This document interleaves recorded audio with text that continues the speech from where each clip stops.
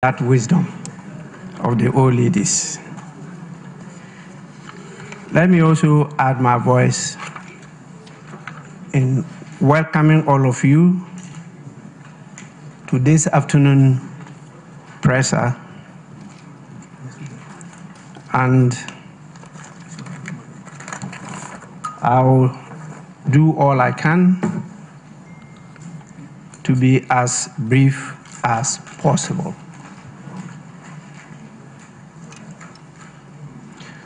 Beloved Ghanaians, democracy will work only if we fight for it, says President Barack Obama of the United States. I swore an oath to uphold, preserve, protect, and defend the Constitution of the Republic of Ghana, and that I will do right to all manner of persons in accordance with the Constitution and the laws and conventions of Parliament, without fear or favor, affection, or ill will. I concluded the swearing of the oath with a call on God to help me. I'm very confident and have faith in God to see me through these dark days of Ghana and our young democracy. Ladies and gentlemen, I want to start this presser by disabusing and setting the minds of Ghanaians at ease. There is no constitutional crisis in this country. I repeat, there is no constitutional crisis in this country. The Parliament of Ghana is alive and working. Let nobody mislead, misinform, or disinform you and the country. The democratic system we adopted and enacted, as captured in the Constitution 1992 and fleshed out in various laws, processes, procedures, and practices, is what has been triggered, and it is working. Let us allow it to work. Democracy is about the rule of law. Let the law work. The democratic system we adopted and enacted recognizes that in the course of operationalizing the system, disagreements will occur and challenges and problems will arise.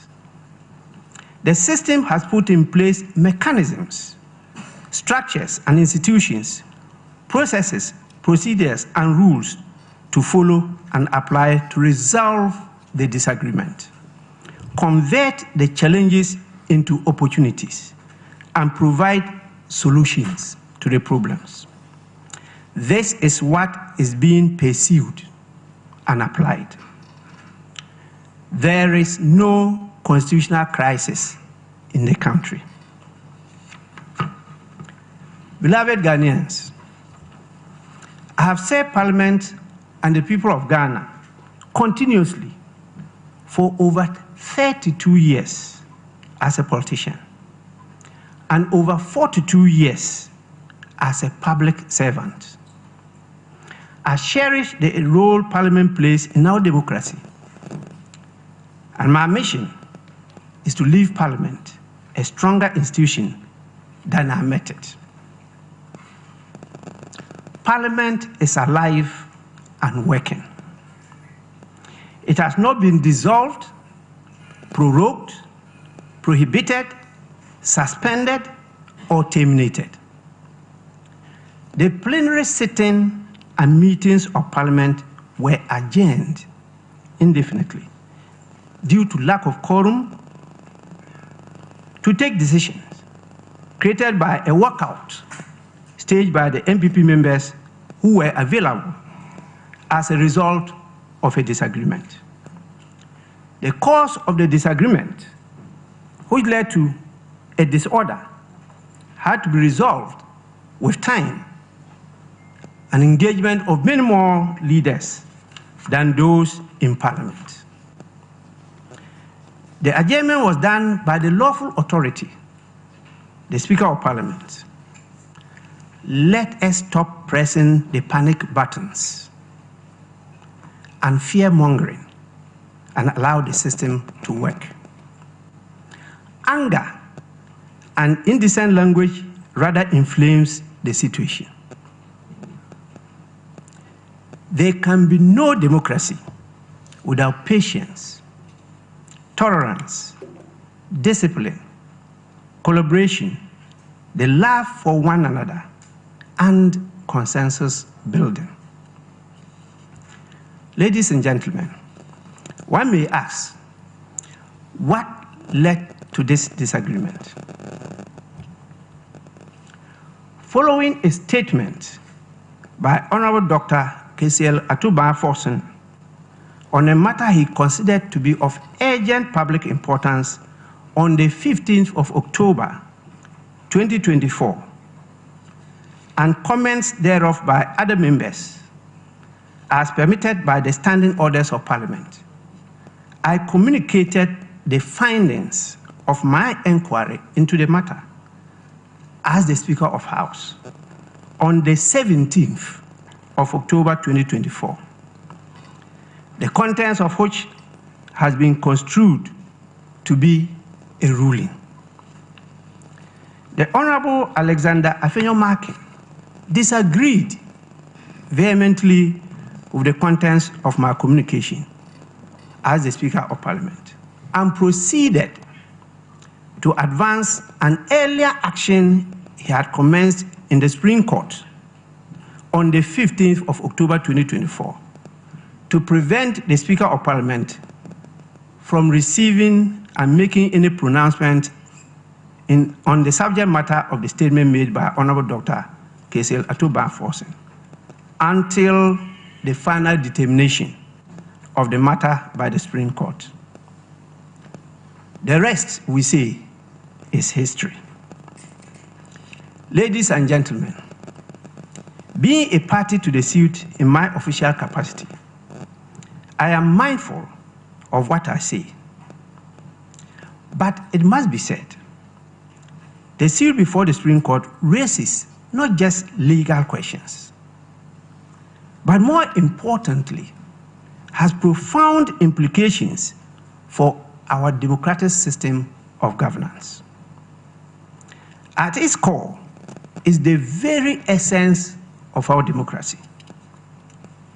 While many legal arguments have been advanced in and out of the court, I recognize the fact that connected political and governance implications have not been addressed sufficiently to enrich the national discourse. It is my considered view this should also be vigorously articulated to give a holistic approach to resolving the issue. As one of the protagonists in this matter, and a long-time practitioner, it will be a disservice not to respectfully draw your attention to some of the facts, principles, and ethics of politics and governance, the practice and procedures of Parliament, and what is generally referred to as parliamentary law, to throw light on some aspects of the matter and to clarify the considerations that underpinned my actions. The current brouhaha may be likened to a power play between the arms of government, and has the potential to undermine our democracy and the authority of Parliament. Its outcomes could subvert Ghana's constitutional order and the democratic system. Ghanaians have toiled, sacrificed their lives, and shed blood to establish for decades. Ladies and gentlemen, recent acts of the judiciary and executive, and I see them as interference in the workings of Parliament, pose a direct challenge to the essence, jurisdiction, authority, powers, and functioning of the esteemed institution of Parliament, which is the repository of the sovereign will of the people of Ghana. It is increasingly becoming clear the judiciary and the executive are seemingly colluding to weaken Parliament. The decision of the Ghanaian voters in the 2020 presidential and parliamentary elections is clear and loud to all discerning people. The decision is obviously a preference for a consensual and collaborative governance to a winner-take-all government. The majoritarian system of Parliament, where the minority have a say, but the majority have its way, was rejected by the voters. They rather opted for inclusivity, collaboration, consensus building, leaving nobody behind. The equal representation of the two major parties in Ghana, resulting in the composition of a hung parliament, to the voters is the better way forward for our dear nation. The expectation of the voters is this will lead to the constitution of a parliament where the national interest will prevail as against partisan or parochial interests. This is the context and the peculiar situation I have to preside over as a speaker. I'm the first speaker in the Fourth Republic, in fact, in the history of Ghana, to work with a president who belongs to a different party, to work without a majority party in Parliament, but with an evenly divided Parliament, 137, 137 apiece. That is a hung Parliament.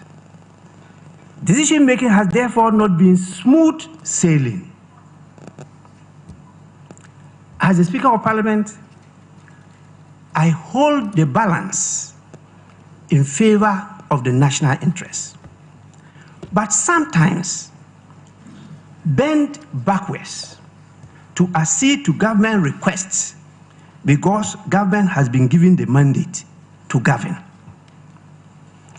It is with this understanding I led the board of the Parliamentary Service and members of Parliament to provide procedural rules of engagement to actualize this goal and to provide for the possible types of government as envisaged in the Constitution. These possibilities include an election of an independent president to form a government,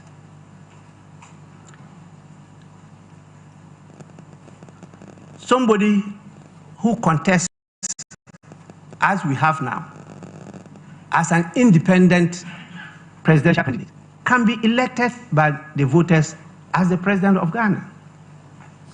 How is he going to work with Parliament to get his or her business, that is government business, approved by Parliament?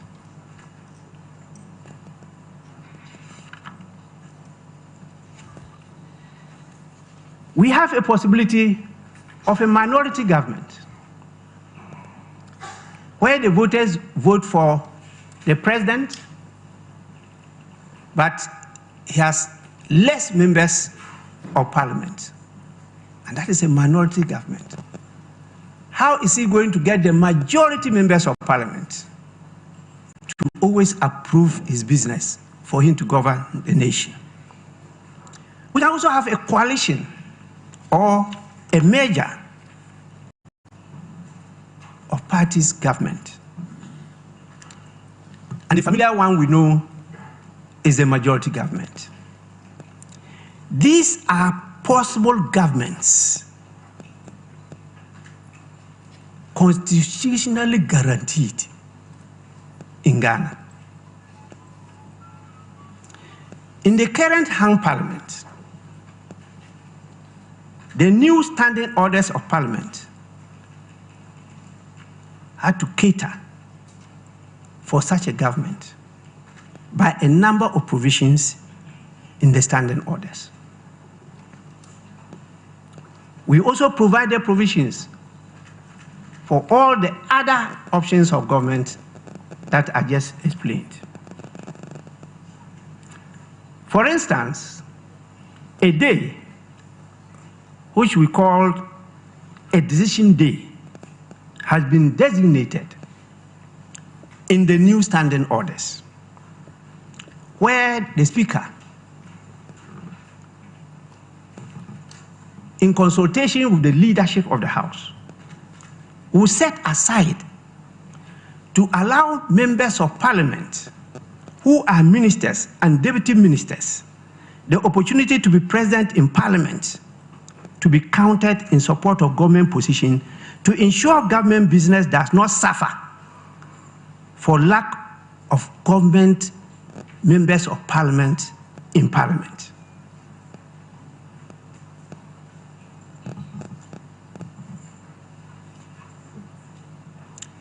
Despite the above, often the number of government members present still don't add up due to the nature of the duties and responsibilities of ministers and deputy ministers. The NDC members of parliament, however, understood the situation and on a daily basis cooperated with the MPP members of parliament to see government business through. In spite of this, the NDC members are said to be saboteurs of government business by the MPP members of parliament and the followers of the new patriotic party. Those of you who cover proceedings on a daily basis are witnesses as to how sometimes I have to look at the members of the NDC in a very stern manner, which made them give in to their objections, just to get government business going. Ladies and gentlemen, the powers of the judiciary ends where the nose of parliament starts. The Constitution is very clear on freedom of speech and of proceedings of parliament. Articles 115 and 116 grant members of parliament privileges and immunities of speech, debates, and proceedings on any matter or thing brought by a member in or before parliament by petition, bill, motion, or otherwise. And I want to quote the two articles to you. Article 115. There shall be freedom of speech, debate, and proceedings in parliament, and that freedom shall not be impeached or questioned in any court or place out of parliament. Article 116.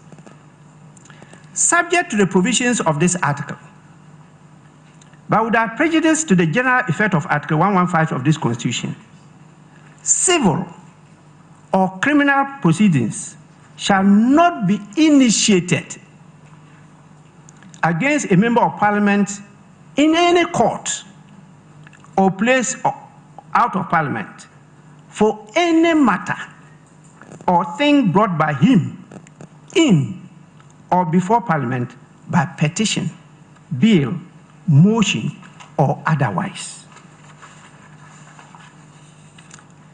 This means happenings in parliament must remain in parliament. So the court must and has always been hesitant to interfere in the proceedings and decisions of parliament. In the celebrated case of Tufuor versus the Attorney General, the Supreme Court affirmed that happenings in parliament are a closed book. Despite these provisions, the courts are replete with debates and proceedings of parliament.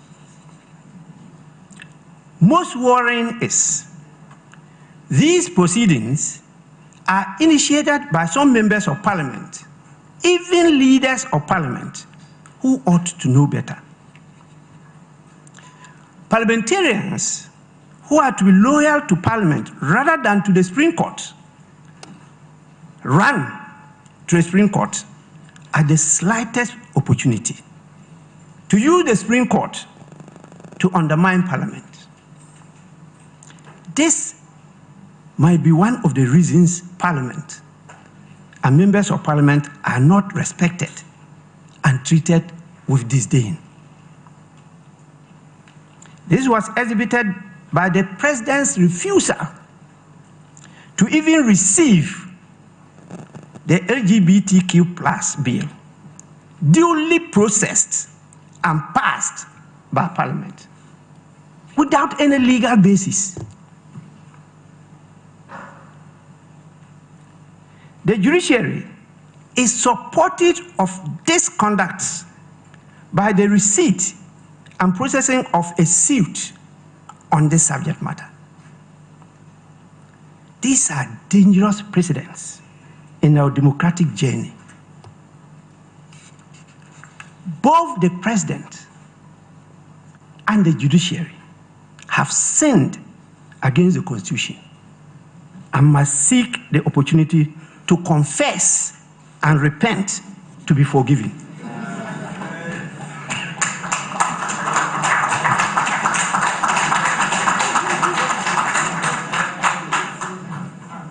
I am confident the battles we are fighting today will make our democracy stronger and more vibrant in the future. I believe in the supremacy of the Constitution. Mark my words, the supremacy of the Constitution, not the supremacy of the judiciary or Supreme Court. I also believe in a vibrant parliament that is respected and accorded its due on political questions as long established by law and decided cases.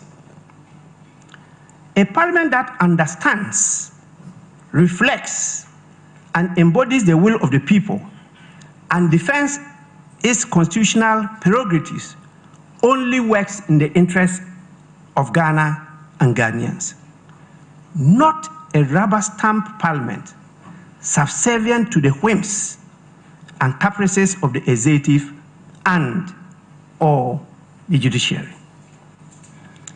Again, I strongly believe that Parliament was one of the institutions President Barack Obama had in mind when he opined, while in Ghana in 2009, that Africa needs strong institutions and not strong men.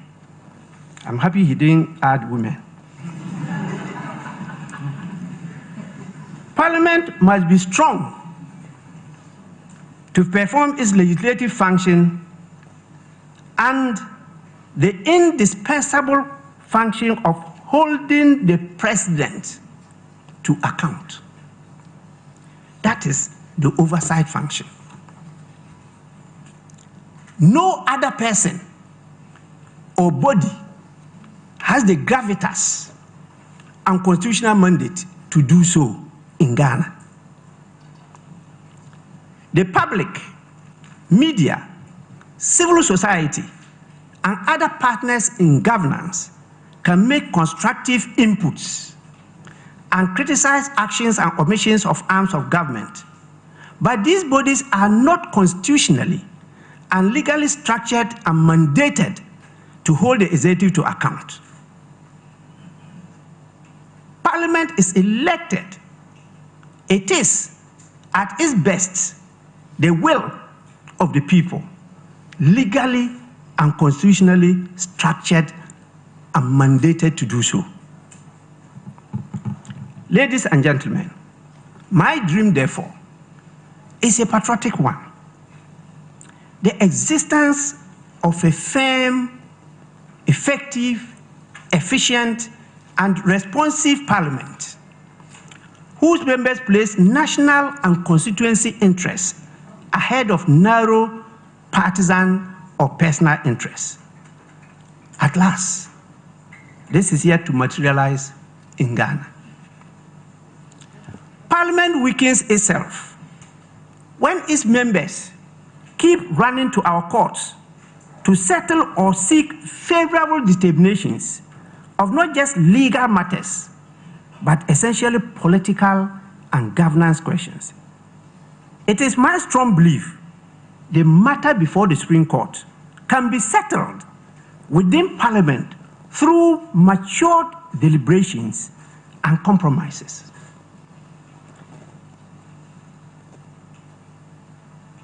Please, make no mistake.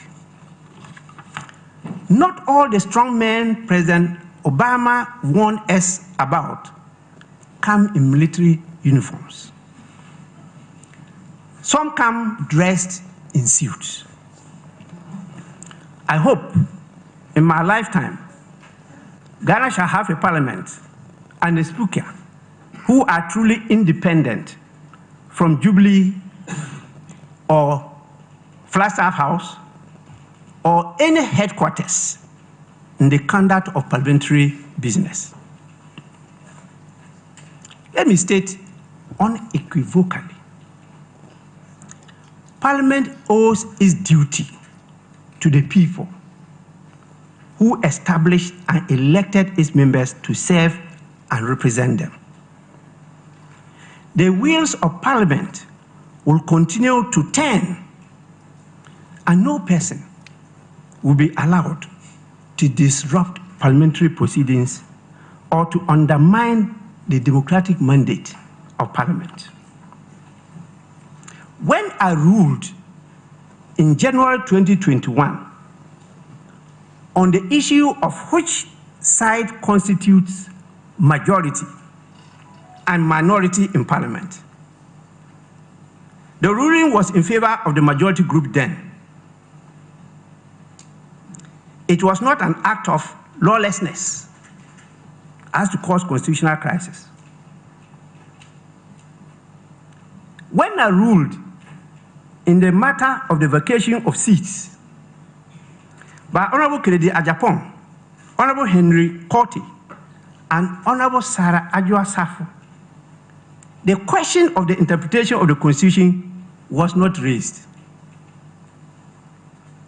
When my predecessor declared the former seat vacant in 2020, applying the same provisions of Article 97, the original jurisdiction of the Supreme Court to interpret and enforce provisions of the Constitution was not invoked.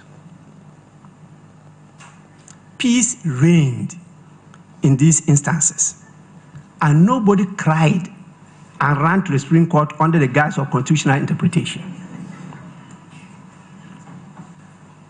If I may ask, is it a legal matter for the Supreme Court to decide as to which side of the House constitutes the majority or minority? It is for good reason that justice is said to be blind. And further, that justice must not only be done, but must be seen to be done in all cases, not in only those cases to which some people appear to be sentimentally attached. Fellow Ghanaians, I respectfully call on the Supreme Court to apply the same swiftness with which the motion ex parte in the instant matter was granted to the case involving the president's refusal to receive the Human Rights and Family Values Bill passed by Parliament, which has been pending before the same court for almost a year without being heard. Ladies and gentlemen, consistency is not just an ideal, but the foundation of life.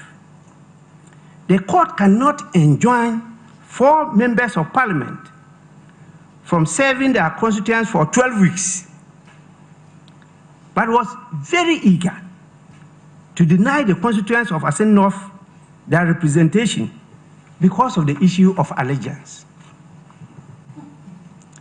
The court cannot deny the constituents of Sal the sanctity of representation for years. The court cannot even see that the Constitution itself permits a denial of representation within 3 months to the holding of a general election. It's in the Constitution. Ladies and gentlemen, the Parliament of Ghana shall commence sitting as by law prescribed from tomorrow, November 7th, 2024. I have earlier instructed the clerk to Parliament to transmit the LGBTQ+ bill to the President for assent.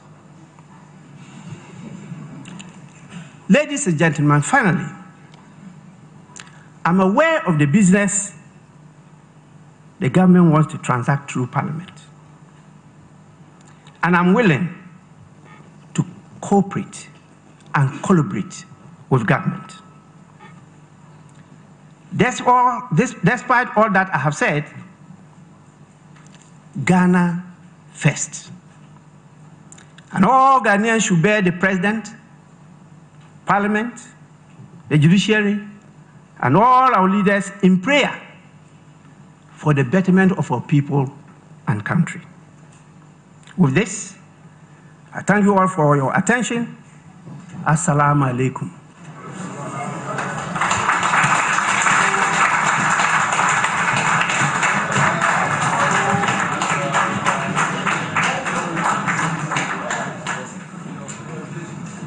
The Right Honourable Speaker of the 8th Parliament with that address. May we please be seated. This is the Speaker's press conference, and he will now take questions from members of the media. We will take them in tranches of 4. Please, brevity is the name of the game. So you get up, you tell us your name, your media house, and then your question. In order for us to get as many questions in as possible, one man, one machete. And please, the preambles, let's just use them. The Director of Media Relations will assist in this particular endeavor.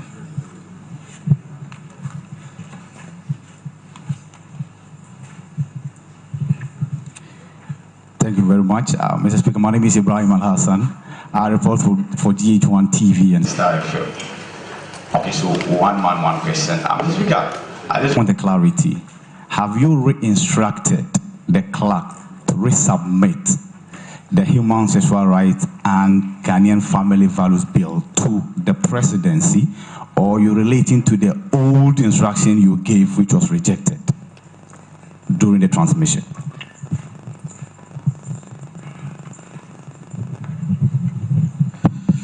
My name is Kwame Minka, TVXYZ Power FM. My question is simple. So tomorrow, as Parliament sits, tell us exactly how the sitting arrangement would be, because what we've been hearing is that the minority then has its majority, and would they remain as such, or there will be a shift? Thank you.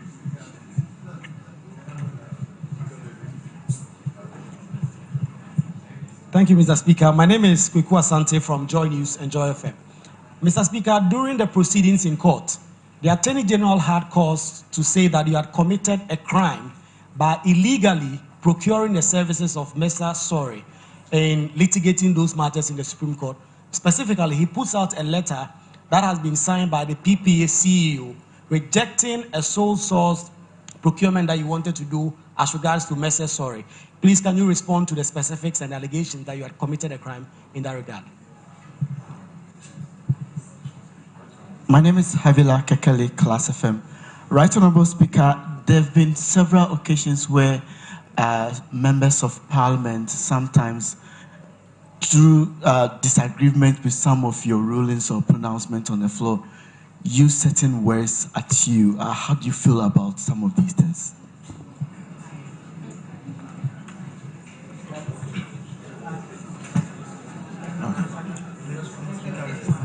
Mr. Speaker, we will respectfully take a fifth one.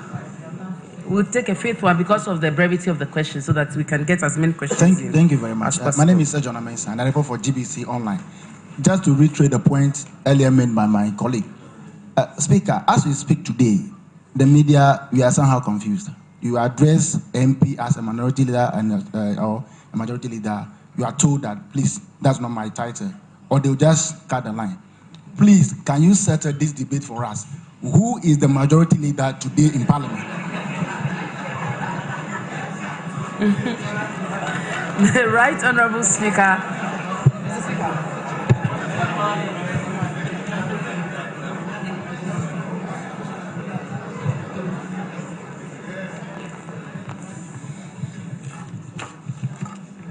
These are very interesting questions. The first one is easy. It's a fresh instructions to the clerk to Parliament to resubmit the bill to the President. I'll leave it at that.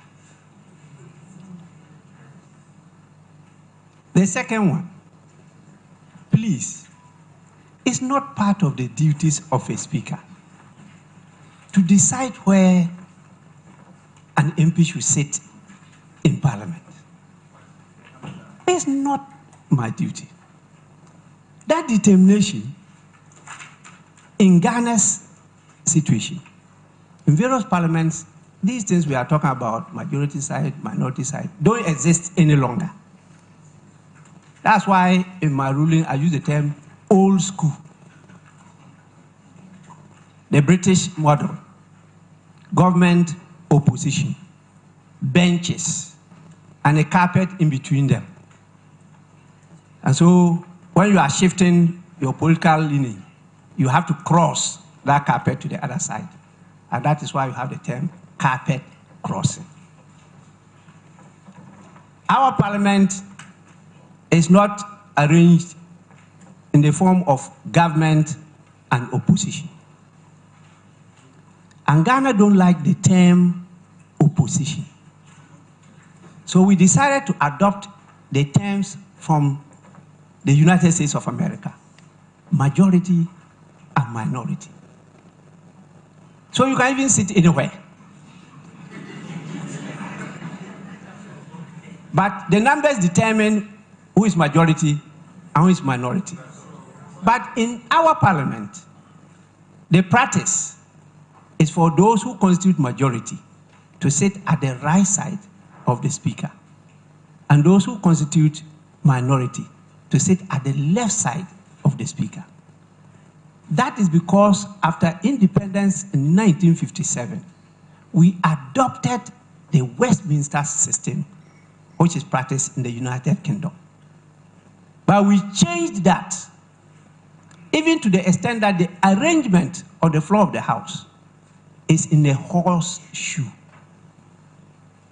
So it's not always the case that the people to the left side are all members of minority.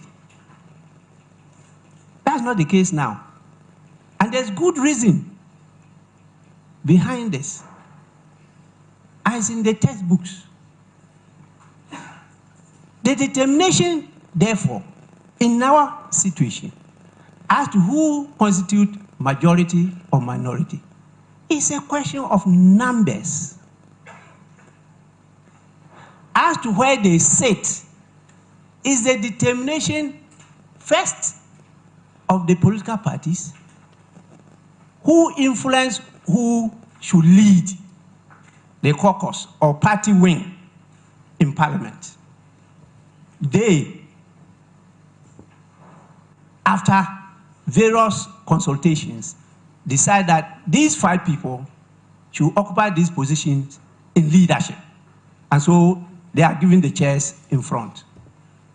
Then in consultation with them, the 5 leaders, they determine who should sit behind them. Because as a leader, you need somebody that you have trust, confidence in, who has the capacity, so that when you are in some difficulty or you have a challenge, you can just lean over and listen to his or her whisper. So you have a say as to who sits behind you. The speaker is not involved in this.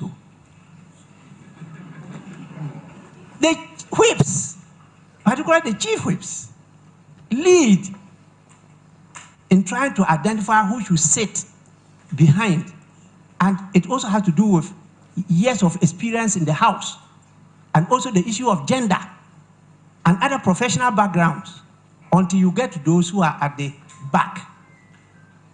Even though we don't sit on benches, we still use the term back benches. The speaker is not involved in this. After they have agreed on it, they then get in touch with the parliamentary service through the clerk, who will get his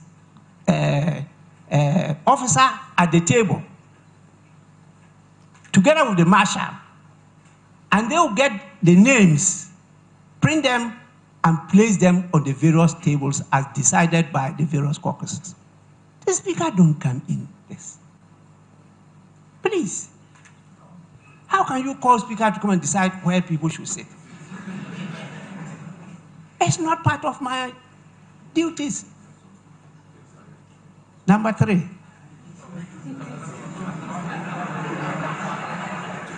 I will plead with you. Go and look at that letter.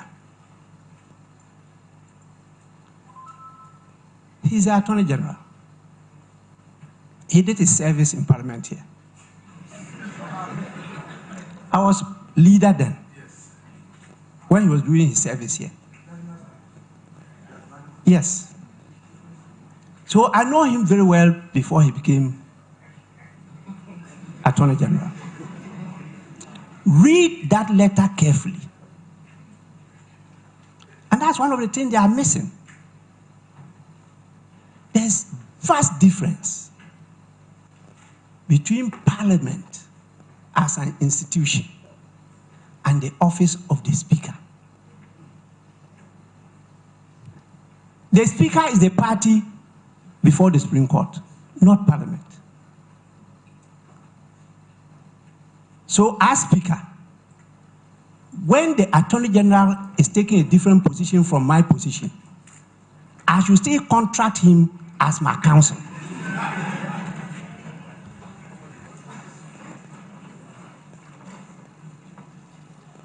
I will leave it at that. Once I'll meet the Attorney General and I'll tell him my peace of mind on some legal issues and pronouncements he made at the Supreme Court. You know, Attorney Generals must be respected as learned. But it should not be part of what Obama referred to. Not me. It will not work. Number 4.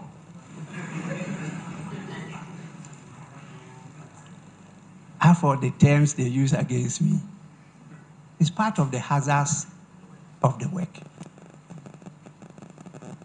We're doing everything as leaders. not to bring up our youth to believe that indecent, intemperate, insulting, and offensive language is the way to go. But people interpret freedom of speech to mean that freedom of speech without responsibility. You can just use any word. But you know how offensive it is to you yourself or your parent when it's used against your father or mother. But for me, what I believe in is that you reap what you sow. That one, nobody can run away from it. I think the last question, I answered it. As to who is majority, who is minority, I made it clear to all of you. It's not a function or duty of the Speaker. Thank you very much, Right Honourable Speaker. We will take the next tranche. I see Ahmed, the Director of Media Relations, is working to do that. Again, thank you very your much. name? My name is Ahmed Usman Khalid, Imam Zakaria, Gurguruwe. No, I have to pick the Constitution, please. I bet mine.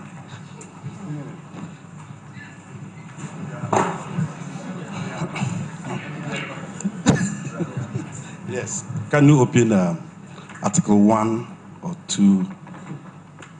I just want to quote what the Chief Justice read in Supreme Court in the absence. My name is Ahmed Usman Khalid, Imam Zakaria Gurguruwe.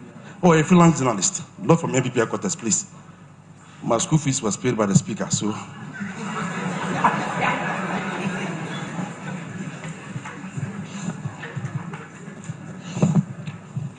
Council, Article 2. Yeah. I just want to read what the Chief Justice read in the absence of the Speaker. I didn't want to paraphrase, I just want to read. Article 2. She says this way. 1. A person who alleges, I'll leave all and come to surplus 4. Failure to obey or carry out the term of an order or direction made or given under the clause 2 of the article in this Constitution commits a high crime under this Constitution and shall, in the case of the President or the Vice President, constitute a ground for removal from office under this Constitution. Right Honourable Speaker, this was read before an open court, Supreme Court. And the Supreme Court was saying that it has instructed you to adhere to its orders. Failure is that she's going to apply Article 2, Clause 4 on you. That even the President or the Vice President, if they go contrary, or if they refuse to, follow the order, they suffer this particular punishment. Right Honourable Speaker, have you gone contrary to the Supreme Court orders, ruling, or judgment? Thank you very much.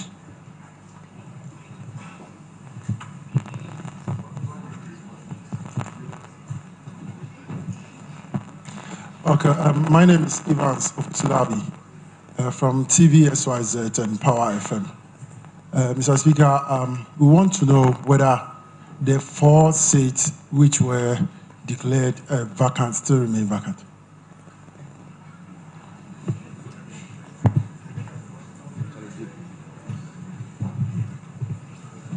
Thank you. Thank you, Mr. Speaker. My name is Simon again. I report for the Accra Times. In one of the interviews, former Majority Leader, Honorable Chairman, had with Joy News, he said after your predecessor, former Speaker Michael Kay, gave the ruling in 2020, he disagree with former Speaker Makokwe and you supported his stance.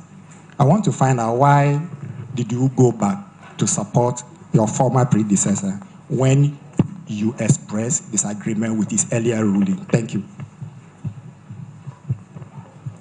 Thank you, Speaker. My name is George A.C. and I'm with Ghana Web. By your ruling on the 17th, the 4 MPs were supposed to have vacated their seat, and the court has ordered them to come back. What is your instruction to the clerk and those who are responsible? Are they going to be allowed to come into Parliament or not?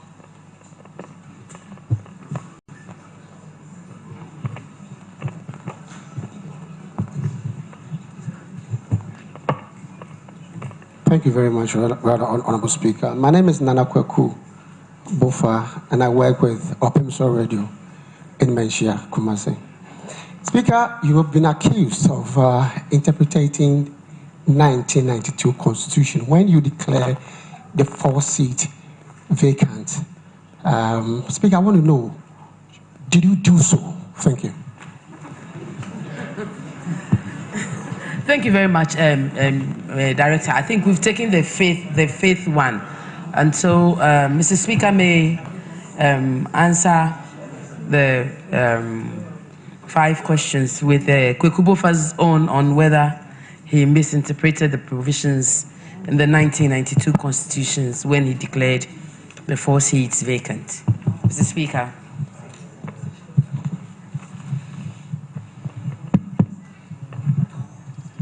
Well, you're talking about the same matter using different words.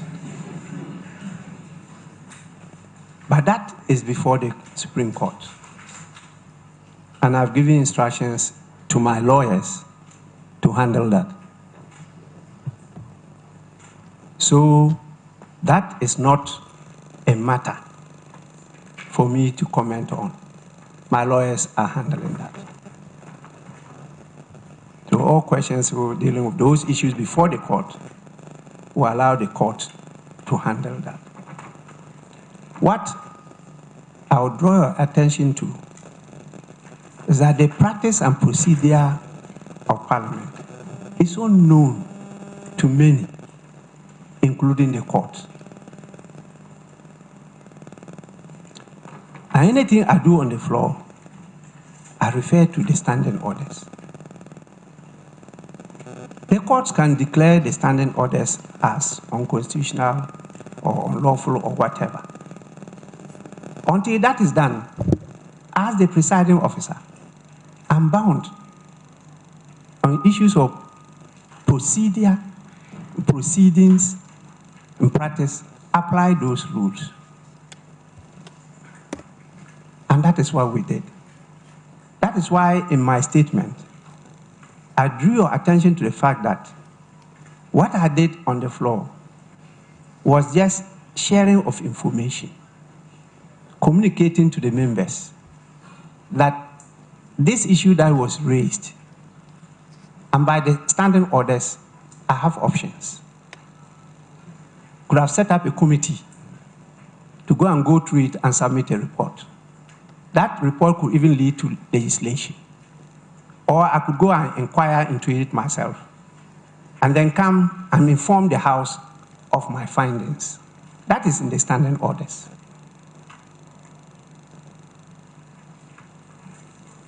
That is what I said is being construed to mean ruling.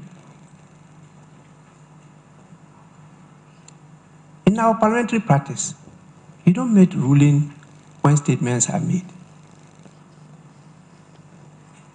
Statements are commented upon. But the nature of the subject matter was debatable. And because of its importance, I had to give room for many more members to comment. But in trying to comment, they debated it. So that was what happened. But I'm clear as to my rule. Just inquire into it, come and share with the House in the form of information what your findings revealed. And that was all what I did. I did not make any order Go and read the proceedings. I did not make any order. And for my friend, the veritable Honorable Oseche Mensah Bonsu, I'm sure he showed you the evidence where we had that discussion. He disagreed, and I supported him, and now I have made a U-turn. I thought you should have asked him when my predecessor made the ruling, whether his side disagreed with him and allowed the same member, who is now second deputy speaker, to continue to sit, or his seat was vacated. Did they agree with him or disagree with him? You should have asked him. So that one, he will need to produce evidence to show that this is what happened. I don't know where we sat and held a discussion, or it's on the floor and the official reports are there for you to go and read, whether I got up and in my contribution disagreed with my predecessor. That is for you to make your findings on. And what's the last question?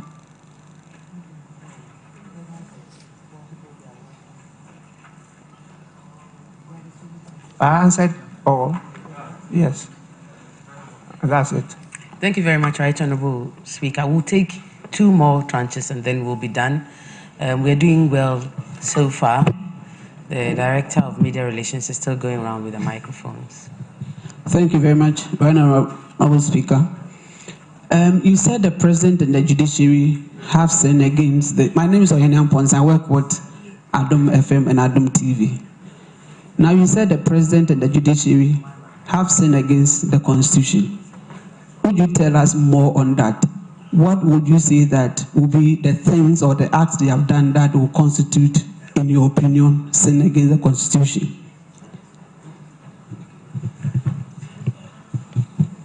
Good afternoon, Right Honourable Speaker. My name is Nia Yukuoka. I work for City FM and Channel 1 TV. Now, Article 112, Clause 3 of the Constitution, as well as the Standing Orders 53, have been invoked by the NPP caucus for the 3rd time this year, whenever you adjourn the House indefinitely. Now, we want to find out, is this an abuse of that provision, and what has been its impact on other legislative processes? Thank you.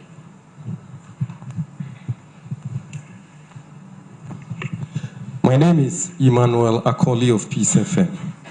Speaker, a number of people have described this 8th Parliament as very chaotic, based on events that which happened when this Parliament came into being and what is happening currently.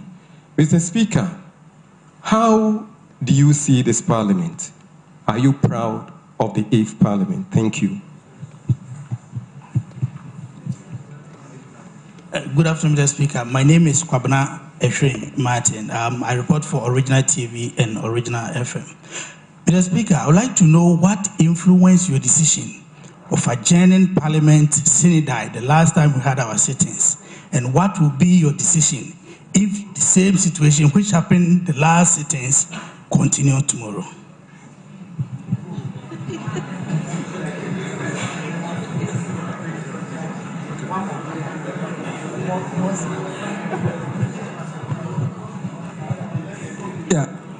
Thank you very much, Mr. Speaker. My name is Clement Akolo. I report for Parliament News 360. I also double as the Communication Officer for Parliamentary Network Africa. Mr. Speaker, you mentioned that both the President and the Judiciary have sinned. And when you look at Article 122 of the Constitution, it talks about contempt of Parliament.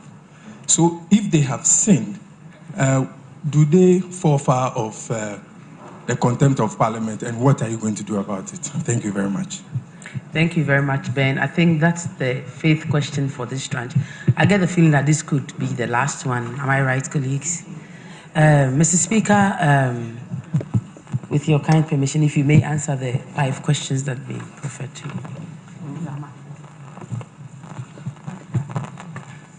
The two of you raised a question about the sinning of the president and the judiciary. Please go through the Constitution or the laws of Ghana. There is nowhere where the president can refuse to receive a bill passed by Parliament. In fact,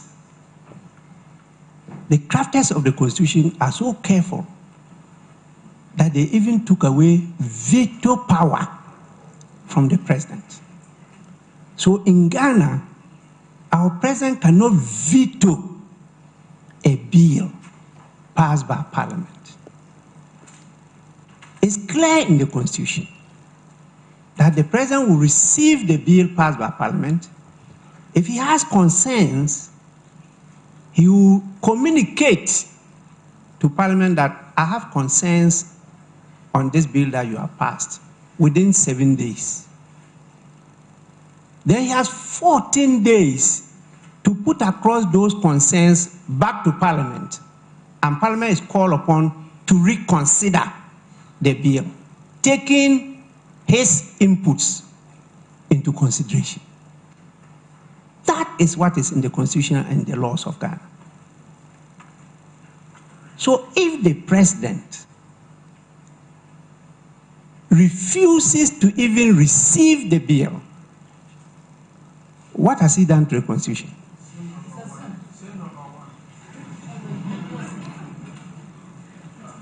You understand? 2, in the Constitution, the president is permitted to refer the bill to the Council of State for advice. He didn't even do that. So the term I even used is very mild. In the case of the judiciary, a bill is a bill. It's not law. It's just a bill.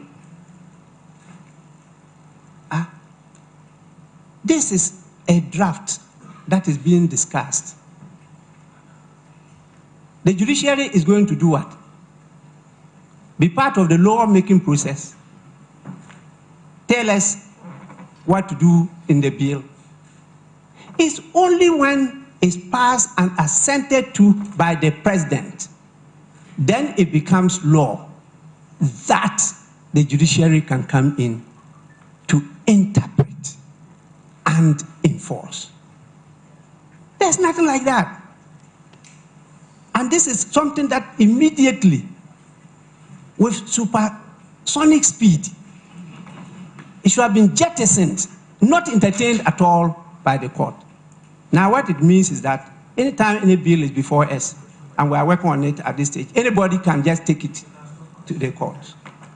And that will mean that Parliament will have to stop and wait until the final determination of what? What are they to determine? Please. We are doing this for Ghana, and not for only today's generation, for generations yet unborn. We are building a durable, sustainable governance structure that gives certainty to everybody that is the rule of law that prevails, not of man, or the rule by law. The two are not the same.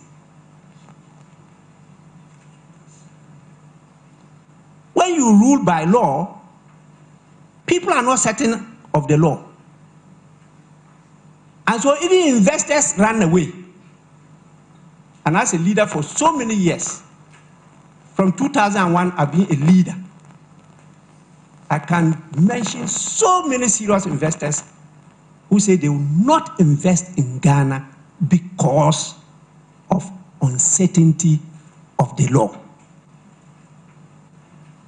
Attempts to invest here, you will definitely have branches of the law, and then the courts and the system cannot tell you what the law is, and they lose a lot. So when you talk about unemployment, underdevelopment, and the rest, now who caused them? Leadership, I believe strongly, is cause. Everything else is effect. Even though followers matter. Followers matter. And that is where, in fact, we applauded the efforts of the president when in his inaugural speech, he talked about us being citizens and not what? Spectators. Today, Ghanaians are now more spectators than citizens. I think you have to wake up and become the citizens that he called us to be. That is where I'm moving towards. I don't have any ill will or malice, no. I don't have any ambition. If there's Honorable Bagbin or whatever people don't want, please, that one, I can assure you, I'll go and relax. And my holy village is always there to welcome me. I don't have any problem at all. But once I sit here, I take the decisions and I'm responsible. Nobody else but me. That's why I started with my oath. I swore the oath. And at the end of the day, when I'm to account for my life to my Creator, nobody is to do that with me. I'll be alone. And I'll be there. Those of you who will come later. Because I believe in life after death. In fact, we are even told that place is better than here. So I have no problem with dying. I'm always prepared anytime to die. But you will come after that. And you will come and meet me there. Eh? I'll tell you what seniority means. The Right Honourable Speaker shall live to tell of the good works of the Lord. Hey, there's one on... oh, okay. I have indications that there are some two critical questions, so yeah, maybe I'll after finish, that, yes, then we can quickly go away. Oh, recall. I can't say it's an abuse. The Constitution permits them to do what they do. It's just that, please, don't only think about today. Also think about tomorrow when you are doing some of these things. And for me, as I sit here, I thought the focus of those in government shall be about government business, not even the position they occupy. Which is more important? It's government business. And for the position you occupy, if you work well, you may even get a higher position. It's the good people of Ghana who will decide. So I'm surprised that some people are focused on that one. But tomorrow, you will hear from me. We are bringing proceedings to a close, but I see our that parliament so far is transformatory. In fact, this is a parliament, I've been from the 1st to the 8th. The 1st was foundational. And the late Right Honourable Justice Daniel Annan had to use all his experience and wisdom to establish the parliament.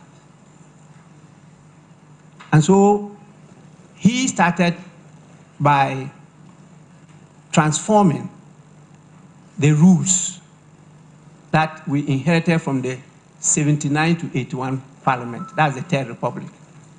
And also putting the structures and personnel in place, creating the opportunity for further training, education, and the rest. He did that. The second Parliament, led by the late Right Honorable Peter Ala-Jete, focused on trying to strengthen the second speaker, I should say. Second speaker, third Parliament. To strengthen the institution of Parliament. And you recall sometimes he had some rough edges with the president. No wonder he lasted for 4 years only. And it established a 4-year term for Speaker of Parliament. The fourth was trying to stabilize the third speaker. And that was Right Honorable Ebenezer Sechi Hughes. I worked with all of them.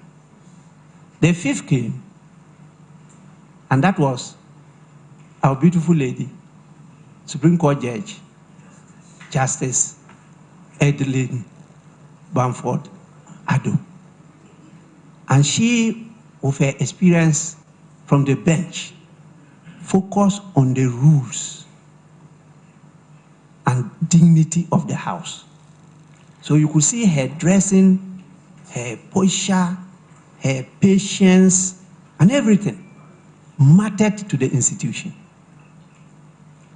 Then, the next speaker, that was my brother, very good friend of mine, who was my chief whip, became my deputy leader when I was the leader. Later on became first deputy speaker and became speaker.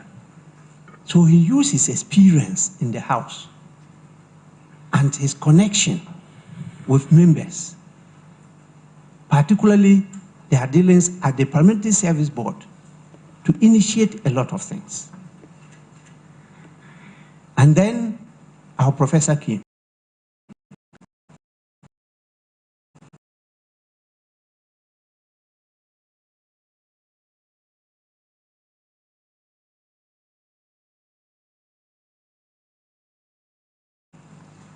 Who in 1990 to take us on issues in the of Ghana, the political science department. So we studied together. I knew him long before he came. And I happened to be the second deputy speaker to him. So I have all that record and all the happenings in the House. And I saw how we struggled to change the rules of the game. But before I became speaker, the voters changed the rules.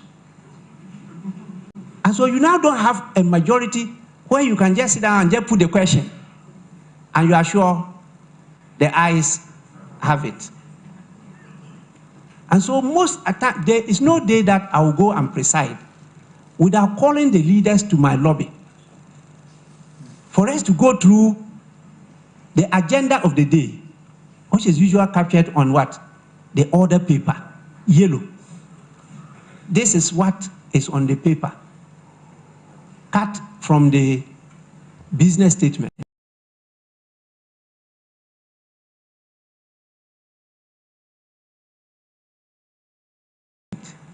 How do we handle it? Then the leaders will tell me, those that they agree, those that they disagree, even when they disagree, how do we handle it? We discuss all that. Okay, how many from each side of the House? We discuss that. How many minutes per person? We discuss that. Then I just come to preside and enforce what we have discussed. That is why it's difficult for us to be sitting at 10. Because sometimes I have to get them to make sure that there's some peace before we go out there.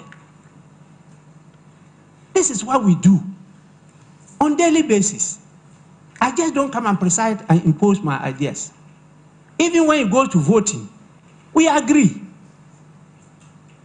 We will oppose.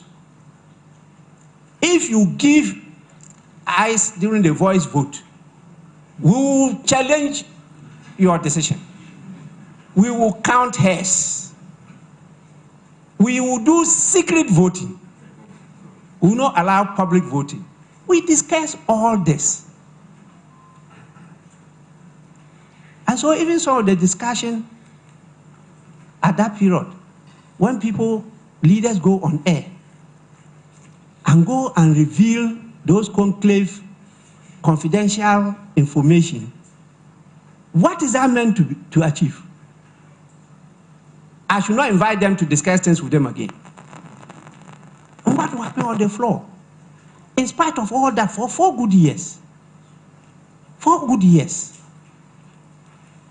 people are still not appreciative. And I am the target. Hey, this is my God. Hey, he's a living God, though. So please. Mr. Speaker, we are live on GH1, GBC. Oh, you are live. And I would crave your indulgence that we take. I've seen some crucial questions that I think must be asked so that we can round up, so that they don't surcharge us for spending too much of their live airtime. And so we'll take the final tranche of questions, and then we will bring proceedings to a close.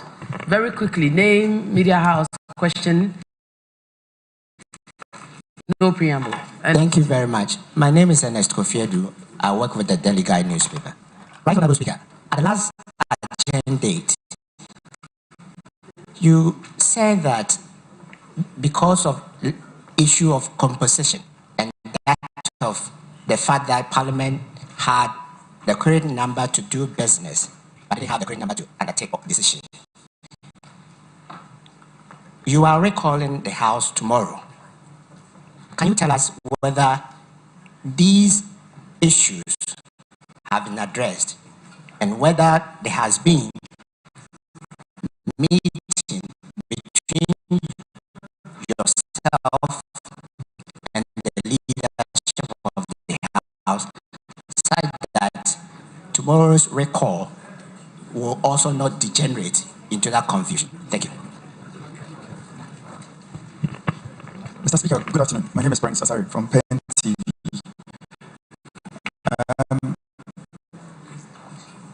In your speech, you just said that you expressed concern about the fact that members of the House now are resorting to the Supreme Court to deal with conflicts that happen in the House. And you believe that that wouldn't help. Now we're having a conflict now. And I want to know that how do we handle this conflict resolution process and who is to initiate it? Because you said you have been doing this for many years. So how can we come together and solve this impasse? Thank you. Let's move on.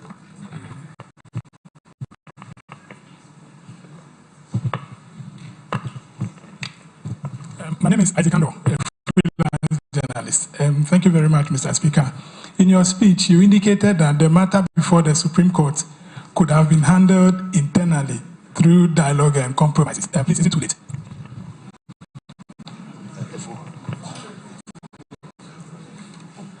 We are rounding up. Is there? Have we satisfied you now from this corner? Okay, I think we can. No, Jara. I think we can successfully bring proceedings to a close with Mr. Speaker answering these questions. But I must also indicate that, Mr. Speaker, that TV3, 3FM, Joy FM, they are all broadcasting live.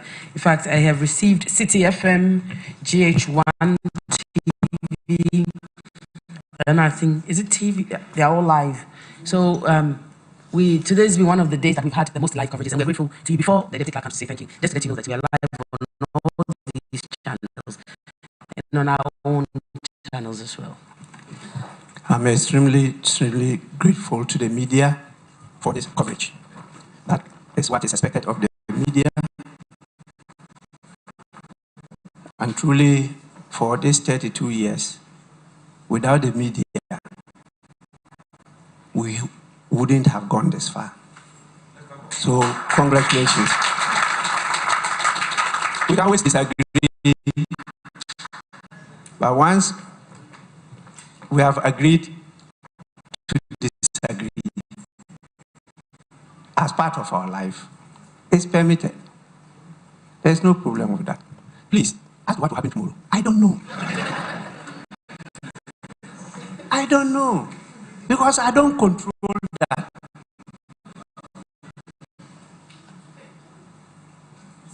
But you know what happened the day of the adjournment?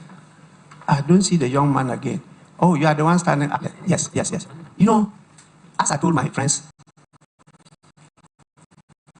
on the MPP side, I had 3 options after you walked out. And it was only left with the NDC members. Accra proceeded with the business. Would they have been approved by the NDC MPs for government? Even if they did, would they not go and raise an issue about quorum to take decision?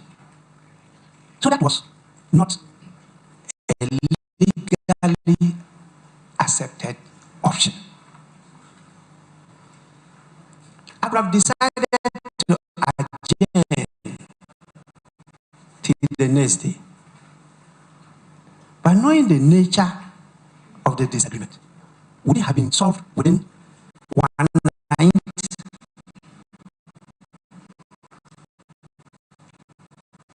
No. Because I've seen that the nature of the disagreement goes beyond the House to the powers outside the House.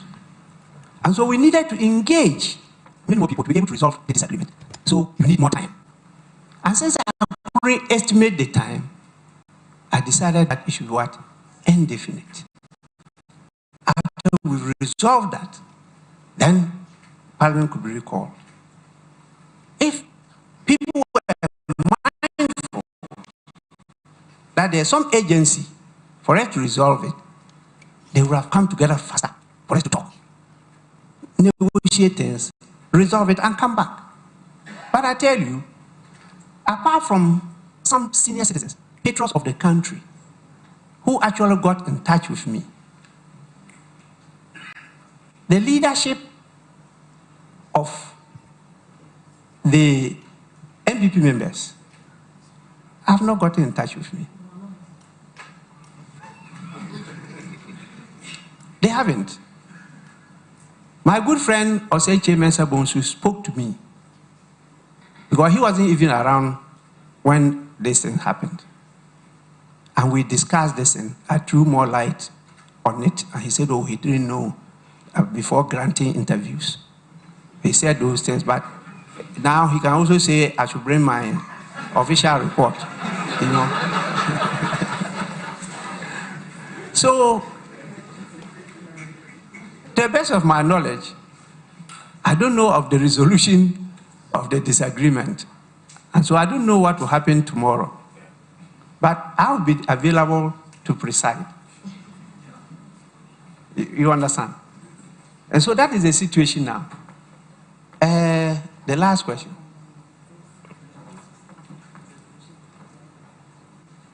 Proposal.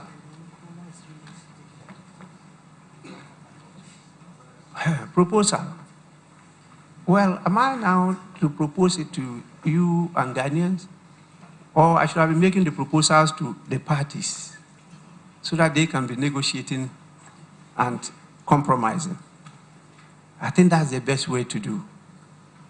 And I'm expecting that, in fact, I need to praise some leaders because the first to get in touch with me, I think, was Apostle Nyamiche and the boss of the Christ Apostolic Church. They were the first to come to express concern and had a lengthy discussion. You know. Then later, a delegation of the Council of State also came to meet me in the office. And when I explained all the situation to them, in fact, many of them were really surprised because what they heard on air and what I told them and said they could cross-check from the proceedings or other things, they were really surprised because they didn't know that was what took place. There was so much misinformation and all those, and I don't want to go into those details because they are before the court. At the end of the day, the judgment of the court will set a lot of precedents. But don't forget, the law is that the Supreme Court can always differ from its earlier decision. That is a danger. So for a purpose, I can give a judgment and ruling to favor the situation. Tomorrow, I say, no. No, I disagree with that. And that is permitted by law. So when you tell me that, it means that the Supreme Court is supreme. And so when it orders, I must obey. When I know the same Supreme Court can disorder, you have to raise a question back. I'm a lawyer by profession. And the first time I appeared in the Supreme Court was 1983. 1983. That was my first case in the Supreme Court. I don't know whether those who are going there now were born, but it's okay. The last one is when I was young, I think when we were in the senior high, we were not calling it senior high, we were calling it secondary school. There was some song, it's too late to say that you are sorry. After you broken my heart. When I needed you to satisfy my soul. You turn your back and said,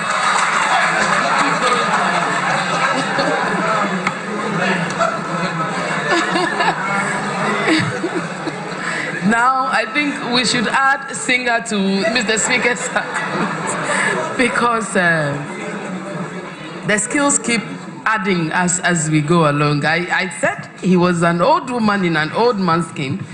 He refused, but... And so I think that you'd all agree with me that we've had a very fruitful good afternoon. Mr. Speaker, may I also acknowledge that Daily Graphic Online, Class FM, Channel 1 TV, Onua TV and FM, newsalertgh.com live, and many other news portals are streaming live. Like I indicated, we are truly grateful. Mr. Speaker has said that he's grateful. As we bring proceedings to a close... You've been watching live proceedings from the precincts of Parliament, where the Speaker of the House, Alban Bagbin, has been, well, more or less sharing his thoughts on what has happened between Parliament and the Supreme Court in the last few weeks, I should say. Be reminded that Parliament reconvenes tomorrow under the call of the Speaker. So tomorrow will be another interesting day in Parliament. But let's try and make further understanding of what the Speaker said today when he addressed the media. This is quite new, where the Speaker decides to, give further explanation of what has happened either in the chamber and outside. This is one of the first moments we've had this kind of deliberation. Let's speak to Kofi Ansah Asare, who is a former director of the Ghana Law School. Kweku Ansah Asare, I beg your pardon, former director, Ghana School of Law. Mr. Ansah Asare, a very good afternoon to you. Thank you for joining us on TV3. Good afternoon to you, my brother. Right, to start with, I'm sure you've been following the Speaker's position where, for instance, he touched on the fact that the judiciary and the executive have more or less colluded to undermine Parliament. He says he disagreed with some of the members of Parliament who are quick to run to the court to seek interpretation of sometimes issues that have been barely discussed on the floor of Parliament. What are your initial thoughts on even the Speaker deciding to bring some of these issues to the fore? Thank you very much. First of all, I have no evidence of a collusion between the judiciary and Parliament. What I can say is that the Supreme Court made an attempt to reach out, to go into the chamber of the Speaker or enter the floor, of Parliament, which we are roundly condemned to be quite unfortunate. As to whether they colluded, I think it will be too far-fetched to make any such suggestion. I think the Right Honourable Speaker Bagbin will be right in saying that he thinks that the attempt by the Supreme Court, to place an interpretation on a provision that is, clear, and unambiguous, was an attempt to interfere, with the doctrine of separation of powers. We have to be careful in not criticizing the Supreme Court on its naked usurpation, of parliamentary work, than to accuse them, that they colluded, with the executive. I think my learned friend, has nodded a little in making any suggestion. We have to be careful, in not, implying or casting insinuations into something that will be very difficult, to prove. Having said that, I will suggest that we end this circuitous ball game. The Speaker will say something today, Supreme Court will say something tomorrow. They and the executive constitute the three most powerful arms of government. They have to find a way of working in harmony so as to avoid such constitutional crisis, because it does no good to anyone. That would be my comment. I rather suggest that we did not use the word collude at all. But right. It goes without saying that the all too predictable Supreme Court will one day scandalize itself, which is something that I think the court itself must recognize and not try to enter arenas that are the close preserve of the other arms of government. He also, and it's important to lay this caveat that the Speaker was mindful. He says, and I'm quoting, that because he is party to the suit, he is mindful of his utterances regarding the suit, and then went ahead to make some of these positions that he shared with the viewing public. But talk to us about his concern he raised, and as a constitutional lawyer yourself, he is talking about how some members of Parliament are now resorting to the court to be dealing with issues of Parliament. He says it is quite concerning, and there are even times when the issue being sent to court, Parliament has barely even heard it. In some of these instances, he believes it is flouting or undermining the statutes that set up Parliament, that set up the Supreme Court and the executive. You have also just said that these are three distinct arms of government and must find ways of working together to entrench and build our democracy. If the Speaker is saying that some members seem to be leaving Parliament and are using the courts, and because of that it is weakening Parliament, how would you advise that he addresses some of these concerns? Well, again, I'm not a constitutional expert, the constitutional lawyer, but I mean, some of these things we say, we approach them from, the, common sense. It's just a common sense approach based on the law. You see, if you compare the approaches of some past speakers since 1992. So let's, for instance, Peter Alagete or Doa Jao or Sekirius or my classmate Kennedy, they would have approached this matter differently. Take J.H. Mensah. Even Hotel Mensah Bones. I don't think they would have committed the elementary blunder that the Honorable Alexander Fenyamarkin did in, rushing, to into the arm of the judiciary, a separate and distinct branch, of government on a matter that was peculiarly within, the province of Parliament. So if you compare the way previous speakers, approached highly similar issues to what Afenyamarkin did, then the speaker would be right. But I would say that, it was immaturity and inexperience on the part of Afenyamarkin, that if only we approach the matter, with the maturity that occasion demanded, we wouldn't have fallen into this habit at all. So next time, our parliamentary leaders must be designing like the right honorable speaker intimated. We have to be quite sure of the steps we are taking. Otherwise, the majority or minority leaders will be enemies of Parliament, and they will bring down Parliament, bring it crashing one day. Matters that are to be considered or examined by Parliament, let Parliament do it. Don't enter the judiciary or the executive. Don't bring them in.